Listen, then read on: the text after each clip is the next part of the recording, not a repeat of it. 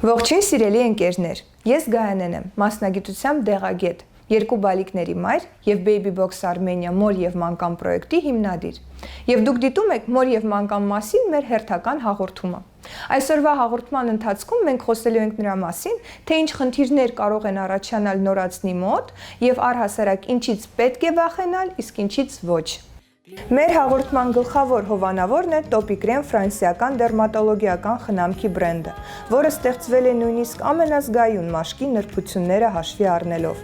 Ապահովում է 24-ժամյա խոնավեցում, ունի հիպոալերգեն բաղադրություն և հաստատված է մաշկաբանների կողմից։ Շատ մայրիկներ իրենց ավելի վստահ են զգում այն ընթացքում, երբ իրենք հիվանդանոցում են։ Այդ 3 օրը իրանք զինվում են նոր գիտելիքներով, վստահությամբ և դուրս գրվելուց հետո մտնում են իրենց տուն։ Այդ տանը, երբ իրենք առանց բժշկի են, առանց բուժքրոջ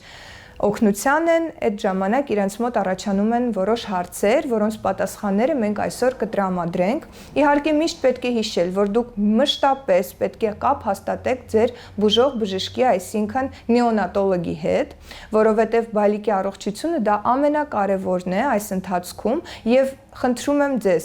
մի հետևեք տարբեր Facebook-յան գրառումների խորհուրդներին, որովհետև ամեն խնդիր ինդիվիդուալ է, անհատական է և միշտ պետք է դուք դիմեք ձեր բուժող բժշկին, որովհետև մասնագիտացված խորհրդատվությունը դա լիովին այլ բան է։ Պատկերացրեք դուք տանն եք, որևէ գործով եք զբաղվում, ձեր բալիկը քնած է իր սենյակում կամ ձեր սենյակում և ամեն 5 րոպեն մեկ դուք մտածում եք, արդյոք երեխայի հետ նորմալ է ամեն ինչ, արդյոք նա նորմալ շնչում է։ Եվ իհարկե այդ խնդիրներից խուսափելու համար կա որոշակի լուծում։ Տանը պահեք անպայման ռադիո կամ վիդեո դայակ, որը ձեզ կօգնի այդ հարցում։ Դուք կարող եք ավելի վստահ լինել, որ բալիկի մոտ ամեն ինչ նորմալ է, երբ դուք զբաղված եք ձեր առօրյա և կենցաղային աշխատանքներով, հետևելով բալիկին հեռավար։ Հետևաբար անպայման դրա հարցը պետք է լուծվի նախքան երեխայի ծնվելը, նախապատրաստության փուլում պարտադիր վերցրեք ձեզ համար նմանատիպ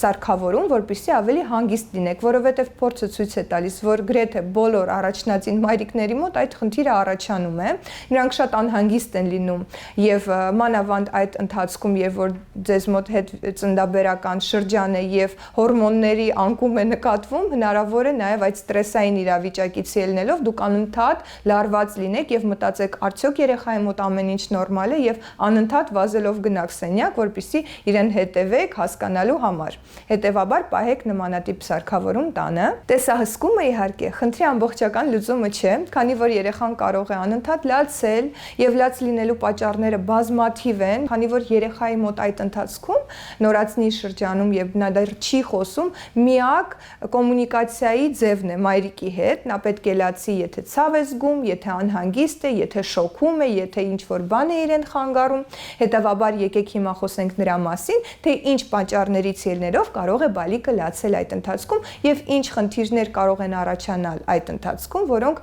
լուծում չեն պահանջում կամ որևէ լուծում են պահանջում եւ մենք ձեզ կպատմենք, թե ինչպես այդ խնդիրներին կարող ենք անդրադառնալ։ Եկեք հիմա խոսենք ամենատարածված լացի պատճառի մասին։ Դա իհարկե կոլիկներն են, որոնք կարող են առաջանալ երեխայի մոտ 2-3 շաբաթից սկսած, եւ որ երեխայի մոտ դեռ ձևավորվում է աղեստամոքսային տրակտի աշխատանքը եւ կաթնախառնուրդ կամ մայրական կաթ ընդունելու ժամանակ բալիկը կարող է նաեւ կուլ տալ որոշ չափի օդ, որի հետևանքով կարող են գազիկներ առաջանալ, դա կարող է իհարկե լինել նաեւ այն դեպքերում, եթե դուք կաթնախառնուրդ եք տալիս եւ բալիկին այն համապատասխան չէ, այս ընթացքում դուք անընդհատ պետք է կապի դուրս գաք ձեր նեոնատոլոգի, այսինքն բուժող բժշկի հետ եւ նա կարող է փոփոխություններ կատարել այդ ընթացքում եւ իհարկե եկեք ես ձեզ ասեմ, թե ինչպես կարող ենք օգնել երեխային այդ ընթացքում կոլիկների ժամանակ, պետք է պահեք երեխային ձեր վրա եւ պետք է ձեռքով իր որովայնին, որպեսզի ավելի տաքանա երեխայի որովայնը, մերսում կատարեք ժամացույցի սլակի ուղղությամբ, նաև երեխային կարող է ձեր բժիշկը նշանակել որոշ բիոլոգիապես ակտիվ նյութեր, որոնց պարունակության մեջ կարող է լինել սիմիդիկոնը, սամիթը եւ այլ բաղադրիչները, դա իհարկե ձեր բժիշկն է նշանակում։ Պետք է ձեզ նշեմ, որ նմանատիպ պրոդուկտները շատ են հեշտացնում երեխայի այդ ընթացքը անցնելու համար եւ նաեւ գոյություն ունեն նմանատիպ, տեսեք, գոտիներ, որոնք տաքացվում են, այդ տաքացած հատվածը դրվում է բալիկի որովայնի վրա եւ եւս հանգստացնում է կոլիկները։ Եթե դուք չունեք նմանատիպ տարբերակ, դուք կարող եք կիրառել նաեւ սովորական սավանը, հարթուքելով, մի քիչ տաքացնելով սավանը եւ դնելով բալիկի որովայնի հատվածում, սակայն պետք է հիշեք, որ շատ տաք չպետք է լինի սավանը, որպեսզի չվնասեք բալիկին։ Նաեւ շատ բարդ իրավիճակների պարագայում կարող եք կիրառել այսպիսի խողովակներ, որոնք եւս օգնում են կոլիկների ժամանակ, գազիկների ժամանակ երեխային։ Սովորաբար կոլիկները առաջանում են երեկոյան կամ գիշերային ժամերին, երեխան լաց է լինում, դուք զգում եք, որ դրա պատճառը կոլիկն է, քանի որ անմիջապես երեխայի որովայնը տաքացնելով կամ իրեն հատուկ միջոց տալուց հետո երեխայի լացը նվազում է եւ նա հանգստանում է։ Անպայման հիշեք, սիրելի մայրիկներ, որ այդ ընթացքը երկար չի տևելու։ 3 ամսեկանում արդեն դա նվազելու է, քանի որ մինչև 3 ամսեկանը ձևավորվում է երեխայի աղեստամոքսային տրակտի աշխատանքը եւ 3 ամսեկանից սկսած այդ խնդիրը ետ է մղվում եւ այլևս երեխան կոլիկների հետևանքով չի լացում։ Խոսեցինք կոլիկների մասին, հիմա խոսենք նաեւ փսխումների մասին։ Սովորաբար երեխաները կաթիկը ուտելուց հետո կարող են որոշ քանակություն կաթի դուրս մղել բերանից։ Եթե այդ քանակությունը նվազ է, այսինքն մաքսիմում 1-2 թեյի գտալ, դա նորմալ է, ոչ մի վախենալու կարիք չկա, բայց եթե այդ փսխումը շիթով է, շատ արագ է լինում եւ ավելի մեծ քանակությամբ կաթ է դուրս գալիս, այդ դեպքում պարտադիր դիմեք ձեր բուժող մանկաբույժին, որովհետև դա արդեն որպես խնդիր է դիտարկվում եւ եթե երեխայի քաշը այդ ընթացքում նվազում է, դա եւս անհանգստանալու պատճառ կարող է լինել, հետեւաբար այդ դեպքերում պետք է դիմեք ձեր բուժող մանկաբույժին։ Հաջորդ շատ ակտուալ թեման նաեւ այդ ընթացքում կարմրություններն են տակդիրի շրջանում։ Շատ մայրիկներ բախվում են այս խնդրին, բայց կան լուծումներ, որոնք կարող են օգնել այդ շրջանում երեխային եւ իհարկե ինչի ոչ նաեւ ձեզ, որովհետեւ երբ երեխան հանգիստ է, լավ է, մայրիկը եւս շատ ուրախ է եւ պոզիտիվ է։ Հիմա ձեզ նշեմ, թե ինչ ենք անում, եթե երեխայի մոտ տակդիրի հատվածում կարմրություն է առաջացել։ Առաջինը դա տեղի ունենում այն հետևանքով, երբ որ դուք տակդիրը հնարավոր է ավելի երկար եք պահում բալիկի վրա, եթե տակդիրը արդեն կեղտոտված է։ Այդ մաշկի եւ արտադրուկների առնչության հետևանքով մաշկը կարող է կարմրել, գրգռվել, հետեւաբար պետք է հիշեք, որ տակդիրը պետք է անընդհատ փոխվի 2 ժամը 1։ Չթողնեք, որ տակդիրը երկար ժամանակ մնա բալիկի մաշկի վրա կեղտոտ վիճակում։ Եթե դուք զգում եք, որ երեխայի մոտ շատ է առաջանում կարմրությունը, հնարավոր է, որ դուք լվանալուց հետո երեխային լավ չեք չորացնում այդ հատվածները։ Ուստի, եթե դուք լվացել եք բալիկի տակդիրի հատվածը, լիովին չորացրեք բամբակյա սրբիչով, որպեսզի ոչ մի խոնավություն այդ հատվածներում չմնա եւ դուք չփակեք այդ խոնավությունը։ Եթե եւս դա չի օգնում, փորձեք փոխել ձեր տակդիրի տեսակը։ Հնարավոր է, որ բալիկին այս տակդիրը համապատասխան չի, փոխելու արդյունքում կարող է այդ խնդիրը ետ մղվել։ Նաև, եթե խնդիրը անընդհատ գլուխ է բարձրացնում, պետք է փորձեք կանխարգելող միջոց օգտագործել։ Կանխարգելելու համար գոյություն ունեն տարբեր քսուկներ, որոնք դուք քսում եք տակդիրի հատվածում եւ իրենք բարիեր են առաջացնում բալիկի մաշկի եւ արտադրուկի միջև, ինչի հետևանքով մաշկը չի գրգռվում։ Բայց եթե ձեր երեխայի մոտ արդեն առաջացել է կարմրությունը, այդ դեպքում կանխարգելող միջոցը ձեզ չի օգնի։ Պետք է կիրառել հատուկ միջոցներ, որոնք վերացնում են խնդիրը, այսինքն կարմրությունն են նվազեցնում, ռեգեներատիվ ազդեցություն են թողնում եւ վերականգնում են խնդիրը։ Դա հիմնականում այն քսուկներն են, որոնք իրենց բաղադրության մեջ պարունակում են ցինկի օքսիդ, որը վերականգնում է մաշկը, կարմրությունն է վերացնում։ Հետևաբար հասկացանք, որ եթե նման խնդիր ունենք, փորձում ենք կամ փոխել տակդիրը, կանխարգելող միջոց օգտագործել, շատ լավ չորացնել տակդիրի հատվածը լվանալուց հետո եւ կիրառել նաեւ այն միջոցը, որը անմիջապես խնդիրն է վերացնում, եթե խնդիրը արդեն առկա է։ Հիմա խոսենք նաեւ պորտի խնամքի մասին։ Եվ որ դուք դեռ հիվանդանոցում եք, դուք ավելի հանգիստ եք, քանի որ միշտ կա ձեր կողքին բուժքույրը, որը մշակում է բալիկի պորտը ամեն օր։ Սակայն եւ որ դուք վերադառնում եք տուն, այդ պատասխանատվությունը արդեն ձեր վրա է։ Հետևաբար պետք է անընդհատ հետևեք, որ այդ հատվածը բալիկի մոտ լինի մաքուր։ Որոշ բժիշկներ նշանակում են պորտի մշակման համար նախատեսված հատուկ միջոցներ, բժիշկներ կան, որոնք չեն նշանակում։ Դա արդեն դուք պետք է խոսեք ձեր մանկաբույժի հետ, որպեսզի հասկանաք, թե դուք որ միջոցն եք ձեռնարկելու այս դեպքում, սակայն պետք է անպայման հասկանալ, որ այդ հատվածը պետք է լինի շատ մաքուր։ Հնարավոր է հագուստը փոխելիս դուք նկատեք բալիկի բոդիի վրա որոշ հարյան հետքեր, դա վախենալու չի, սակայն եթե դուք զգում եք արտադրության մեջ թարախ կամ հոտ եք նկատում այս հատվածում, այդ դեպքում պարտադիր պետք է դիմեք ձեր բուժող բժշկին եւ շատ կարեւոր մի բան ասեմ, երբ դուք հագցնում եք բալիկին տակդիրը եւ այն հպվում է պորտին, դա կարող է առաջացնել տարբեր խնդիրներ, հետևաբար անպայման տակդիրը հագցնելիս այս վերևի հատվածը կարող եք մի փոքր ծալել, որպեսզի այն չհպչի պորտի հատվածին։ Այսպես եւ պորտի ընկնելուց հետո արդեն ձեզ ավելի հեշտ կլինի, հենց բալիկի պորտը ընկնի, դուք արդեն կարող եք իրեն լոգանք մատուցել, հա, վաննչկայում եւ շատ արագ վերականգնվելու է այս պորտի վերքը, բայց պետք է պարտադիր հիշեք, որ այդ հատվածը պետք է լինի շատ մաքուր։ Հիմա եւս մի ակտուալ թեմայի մասին խոսենք, որը մայրիկներին վախի մթնոլորտի մեջ է սովորաբար պահում։ Երեխաների մոտ, որոշ երեխաների մոտ կարող է առաջանալ դեմքի մաշկի վրա նորածնային ակնե։ Դա փոքրիկ բշտիկներն են, որոնք կարող են լինել սպիտակ գույնի, կոչվում են միլիումներ։ Որոշ մայրիկներ մտածում են, որ երեխայի մոտ ալերգիկ ֆոն է, սակայն դա նորմալ է, երբ բալիկի մոտ նման բշտիկներ են առաջանում։ Դա պայմանավորված է ճարպագեղձերի ոչ նորմալ ֆունկցիայի հետ կապված, քանի որ դեռ նորմալ չի ձևավորվել ճարպագեղձերի աշխատանքը, նաև մայրական կաթի հետ բալիկները շատ մեծ քանակությամբ հորմոններ են ստանում մայրական կաթից եւ դա եւս կարող է նպաստել այդ բշտիկների առաջացմանը։ Դա տևում է մի քանի շաբաթ, եւ որ երեխան արդեն լինի 1-1.5-2 ամսական, դա վերանում է այդ խնդիրը։ Այդ ընթացքում չի կարելի ձեռք տալ այդ բշտիկները, սեղմել բշտիկները եւ որևէ քսուկ կիրառել, որը իր բաղադրության մեջ պարունակում է յուղեր։ Հետևաբար դրան ուշադրություն դարձրեք, պարզապես լվացրեք ձեր երեխային մաքուր սրբիչով կամ մեկ անգամյա օգտագործման հատուկ սրբիչներ գոյություն ունեն, նմանատիպ սրբիչներով սրբեք բալիկի դեմքը եւ դեննետեք, որպեսզի չբարդացնեք այդ խնդիրը։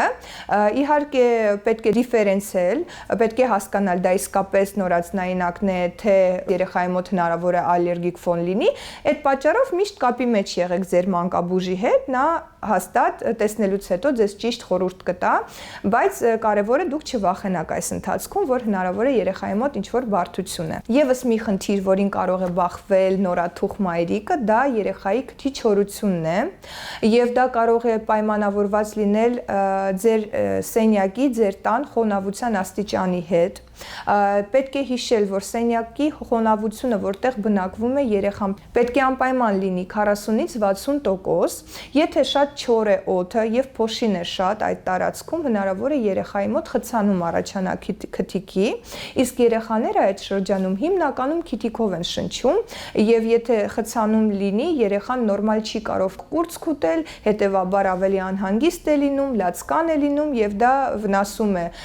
եւ ձեր նյարդային համակարգին եւ երեխայի, հետեւաբար միշտ ուշադրություն դարձրեք, որ երեխայի քթիկը լինի մաքուր, դրա համար մենք կիրառում ենք հատուկ նյութեր եւ հատուկ գործիքներ, գոյություն ունեն այսպիսի ասպիրատորներ, իմ խորհուրդն է վերցնել նմանատիպ տարբերակներ, որոնք ունեն խողովակ, որովհետեւ շուկայում կան բազմաթիվ տարբեր տեսակներ, սակայն նրանք ավելի դժվար են մաքրում երեխայի քթիկը եւ ավելի տրավմատիկ են, քանի որ դուք փորձում եք սեղմեք,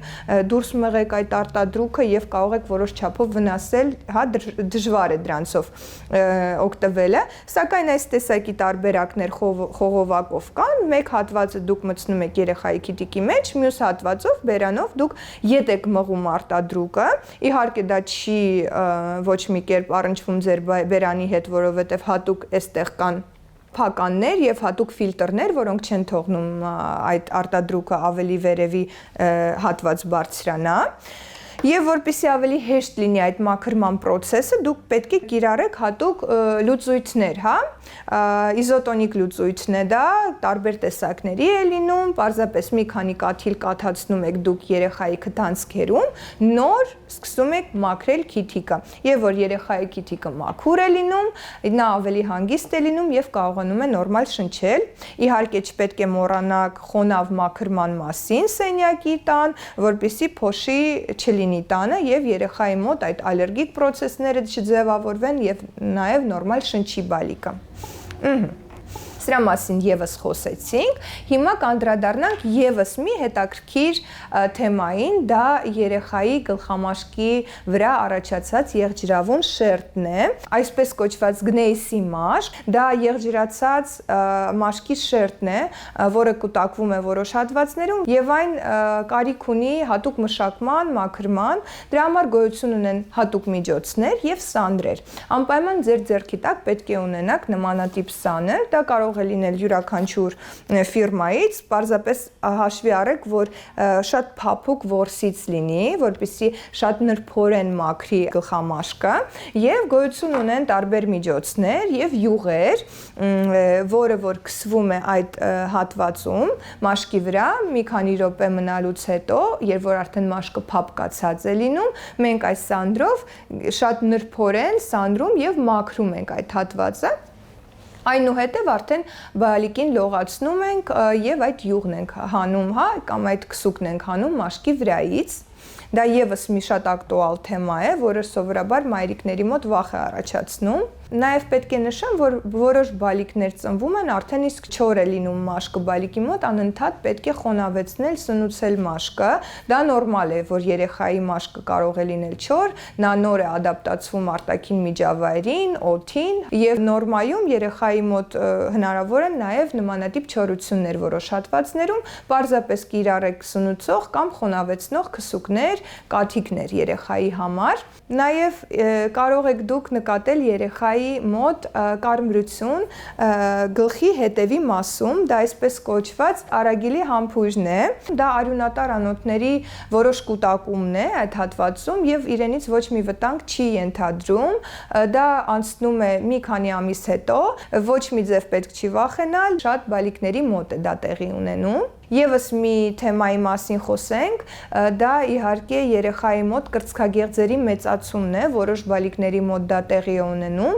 քանի որ բալիկները կերակրվում են մայրական կաթով եւ որոշ քանակի հորմոններ են ստանում մայրիկից, հնարավոր է իրենց մոտ նաեւ հորմոնալ փոփոխություններ տեղի ունենան, դրա հետևանքով մեծանում են երեխաների մոտ կրծքագեղձերը եւ հնարավոր է նաեւ քիչ քանակի արտադրություն լինի, դրանից եւս մի վախեցեք, դա եւս անցնում է մի քանի շաբաթ հետո, ոչ մի դեպքում չի կարելի սեղմել, մերսել այդ հատվածները, պարզապես հետևեք բալիկի այդ հատվածների հիգիենային, նորմայում դա անցնում է շատ շուտ, եթե նկատում եք ինչ-որ փոփոխություններ, կարմրություն այդ հատվածում եւ